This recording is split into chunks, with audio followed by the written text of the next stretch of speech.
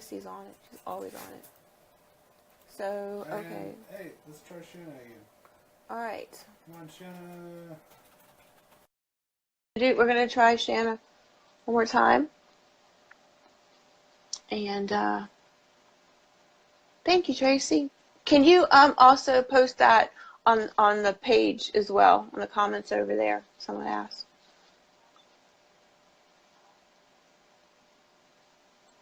I'm back on working. Okay. Yay.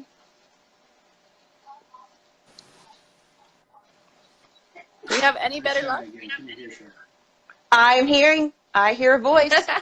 I hear a voice. I ran for Matt's phone. Oh, hi Shana, how are you? Hi Dottie, how are you? I am good. It's so great to see you. It's been way too long. You too. So you have had so much going on, been following your updates on Landon. But before we get that far, let's give some backstory on the little guy so that people know how far he's come. So can you tell us about his CDH journey? Oh my goodness. Can you hear me okay? Yes, we can hear you very well now. Okay, good. The phone's just so small. Yeah, so Landon was, he was a surprise CDH. So we didn't find out until he was a couple hours old that he had CDH. It wasn't picked up on any of the ultrasounds that we had. We had 5 of them, and unfortunately they didn't pick up on it. It wasn't until, like I said, he was a couple of hours old. He was struggling to breathe. They kept listening to his chest and hearing a gurgling sound. And eventually when the doctor ordered a chest x-ray, they realized that the gurgling was his stomach and not his lungs. So he was intubated, and they called for a helicopter to take him from Peterborough to Toronto. And I hadn't even been moved out of recovery after my C-section when Matt and the doctor had to come in and tell me that, you know, we've got a problem and he needs surgery and we can't do that here, so we have to, we've got to move him out.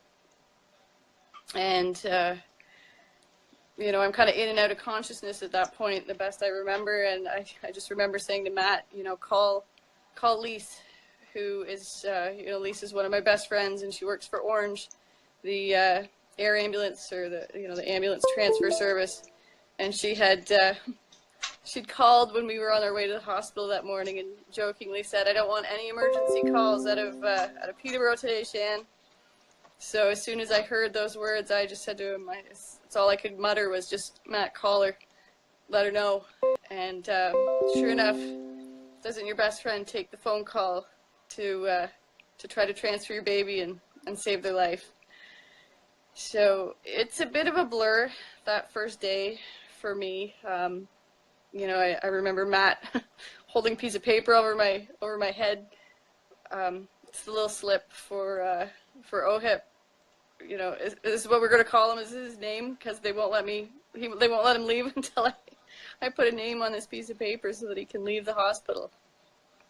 And they spent a few hours getting him ready for transfer, and they wheeled him in, and I couldn't see him. I couldn't really sit up. I just could reach in, and I think I got my hand on his toe. And I remember my mom holding Naya, and Naya asking if she could touch him before he left. And, you know, that was a heartbreaking moment right there. And then after they wheeled him out, I looked at Matt, and I just said, and my mom, and I just said, get her out of here, meaning Naya, because Mom needed to to let out some emotion, and she couldn't do it in front of that, in front of a little 4-year-old that, you know, was terrified. And then unknowingly, this guy was coming in to see him at that point, and they actually passed him in the hallway, not realizing that it was her baby brother that was being taken out. So it was a bit of a whirlwind, but still to this day, you know, working outside at a golf course, you hear those helicopters going overhead, and I still get, you know, the hair on the back of my neck still stands up almost 10 years later, because of that sound that just never leaves you. So yeah, they got him down to sick kids, and I remember when Lise finished work that day, her phone call to me was, "Where do you want me?" And I said, "I want you at his bedside because I can't be there." So she went straight from work and sat with him for me and just relayed by text how he was doing. You know, my brother was there with Matt, keeping him obviously as calm as you can be in that situation. You know, I can't even imagine what he went through. You know, he had to leave me behind. You know, we all got split up. I was at the hospital in Peterborough. Now I went home with my parents. Matt and Lenny hit the road to drive to Toronto. Landon was in a helicopter. Like, you feel torn in a million pieces. But thankfully, after about 36 hours, they let me out of the hospital. I got taken down to Toronto, practically carried into sick kids by our friend Nick, and that's when I saw him for the first time. He was so little, and I just remember Matt saying, you know, how can so much be wrong in somebody so small? But you know, he's a miracle. He fought like crazy. He had surgery on day 3. I think they extubated him a couple of days later, which compared to most CDH babies was amazing. And we got to hold him at a week old. You know, I think after about a week, they moved him out. You know, we started the process of coming home. So we were only there for 3 weeks. Seemed like the longest 3 weeks of our lives, but again, compared to many CDH journeys, it was so short, it was so small. He came home, we thought he was doing well. He had, you know, they gave him failure to thrive because he was so skinny. But you know, we did what we could. My whole life revolved around feeding him, trying to keep food into him, you know, trying to help him gain weight. The whole, you know, I don't know, what do they call it when you take breast milk and have to put formula powder into it to increase the calories? Fortifying it, yeah. Fortifying, that's the word. So it was just this whole production, and then after you fed him, you literally had to hold him completely still for almost an hour and hope that it didn't come back up at you. And if it did, he just looked at you like, oh my gosh, all that work. All that work is spoiled. So at about 4 months, he developed a bit of a cough. And, you know, you're trying not to push the panic button, but we ended up back at the pediatrician, and they put us in the hospital with suspected pneumonia. They wanted to put him on oxygen and an IV for the weekend. And so this was October of 2008. It was Halloween. It was your birthday, John. It was. It was. And yeah, Matt volunteered to spend the night with him so that I could take Nia trick-or-treating and then go home, you know, try to get a good night's sleep, because I'd been in the hospital the night before with him. And I got that phone call that nobody wants to hear in the middle of the night. I didn't even say hello. I just picked it up and I said, they're sending him back, aren't they? And I guess he had woken up and Matt had tried to feed him, and he crashed. And what had happened at that point, his original repair was on his left side. And when he came home, they told us that his right lung was doing the majority of the work, because the left was the underdeveloped lung. And his liver had actually gone up into the right side, so it was squishing the lung that was actually doing the work to sustain him. And he couldn't sustain himself anymore, so they had to put him back on life support. And then, of course, they could, as soon as they intubate them in Peterborough, they can't keep them, so they have to send them back to Toronto. So I don't remember a lot about that night, other than the sound of my boots on the hall floor as I ran, through the hospital, you know, trying to get back up there just to see him before they took him away again. But thankfully, the right side repair, when they did it, that was the turning point for him, and we brought home a new kid. I mean, we looked at each other afterwards and said, how could we even have thought he was doing okay? Because for all the failure to thrive, I think he gained about 3 pounds in 2 weeks when he got home. So it was definitely his turning point, and he's really never looked back. And we almost made it a year hospital free, and then he got H1N1, and he ended up back in the same room that he had almost a year prior. Wow. And I remember the one nurse coming in, and obviously with H1N1, we were in isolation. She was fully gowned, and she says, "Mr. Kelly," she says, "you can't see my face behind this mask, but every gray hair on my head under here is from you almost a year ago."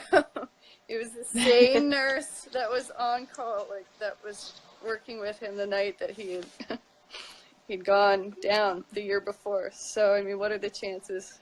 It was so nice to see her again, and you know, when he pulled through, obviously with flying colors from H1N1, and it was kind of nice to be able to share with the people that had been there to save him, you know, a year prior. And then since then, he's just, it's been no looking back, no looking back. He was a little bit slower to develop, you know, didn't crawl right away, didn't walk right away, but we joke around and say, well, he was laying there in his hospital bed for those long months. He listened and he learned, and now he's spitting all that kind of smarts back at us. That's great. Well, I'm going to give a total really quick because we're at 10:30, so I'm going to interrupt you really quick. Go for it. We want to know. We're on the last leg of the telethon here. Rachel is writing it down. All right, what do we have? Someday we'll have a whole automated system that just shows it as we go, like a rolling thing. We are at $49,502. Wow. So we are $498 away from the goal. So amazing. If anybody's holding out, let's do it. Let's get to it. Push us over the finish line. We're almost there. We're almost there. So please post and retweet and go to www.cdhi.org and donate if you have not already. And, you know, share the videos. And I'm sorry to interrupt you. So where were we? That's okay. That's okay. I'm seeing all the notes pop up at the bottom here. I love you guys. Thank you. I mean, you cannot get through this without the support of your family and friends. Like, you just can't do it. Yes. No. You know? No. But I do want to say, you know, so all the help of all those family and friends right away when it's happening. But, you know, life goes back to normal. And, you know, for Landon and I, our normal was being completely housebound in rural Ontario. And that's when I found you guys, my Sherub's family. You know, you open your loving arms to people you don't even know. And you're a lifeline. You're a lifeline. You know, this little guy here. Can you see him? He tried to stay awake. Oh, bless his heart. Oh. He tried to stay awake. He after school he shot you some videos. I know you've been busy. You probably haven't had a chance to see them, but he wanted to do some videos. And you know what 10-year-old little boy, you know, pulls his wings out of his closet and puts them on and runs around the house flapping like a bird. You know, just with pure joy to be able to help out. But yeah. Yep. Yep. Yep. Yes. Just learn what's going on. Yes. Our new normal is, you know, Landon's happily playing golf and playing hockey. But we just got back. We just got back from Augusta National. He made it to drive, ship, and putt final at Augusta National. It was his dream to do it after watching Naya go 4 years ago, and you know, it was interesting. He said to me, he said, why does everybody want to talk to me? You know, and I remember, I think it was my parents explaining to him, you know, you have no idea how inspiring you're going to be to other CDH kids by getting out there and showing them that nothing can hold them back, you know? I remember one of the doctors, the respirologist, telling us, you know, when he's 8 years old running around out there, you're not going to know the difference, you know? Other than the skinnier than normal waistline, which we still have to fight with a little bit, you'd never know. You'd never know. It's amazing. It's a miracle.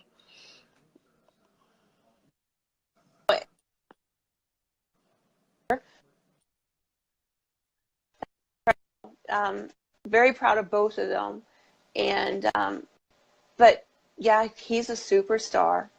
To be at Augusta Nationals at that age, both of them are, and it's been a long time since we've seen you guys in person. We hope to see you again. I think back then he was 1.5, tiny. Yeah, he was. Yeah, I think not So even. I think about 18 months old. Yeah. About 18 months old. Yeah, I think he was. So. Yeah. Shana, thank you so much. Yeah. Stay awake. You know, back to what? Yeah. Yeah. Oh goodness. No problem. I was just going to say back to what Nicole was saying when you and Nicole were talking. Oh. I will. Are we breaking up here? I can't. Is the feed okay? Hello? Yeah. No, I was just going to say back when Nicole were saying about, you know, having an older sibling.